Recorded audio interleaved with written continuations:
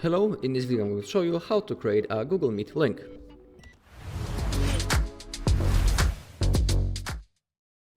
Okay, we are in the main page of the Google Meet and now we have two options. We can create a new meeting.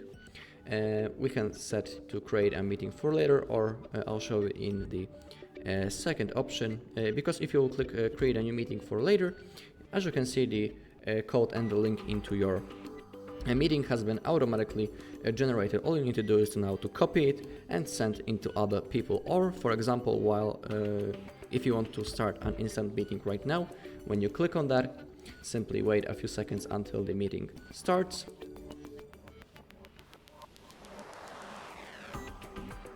Okay, and now on the left side we can see that our meeting is ready, and now below we also have the link. Simply copy it and send into other people. Alright, that's all on this video. Thank you for watching. If you found this video helpful, please leave a like, comment and subscribe.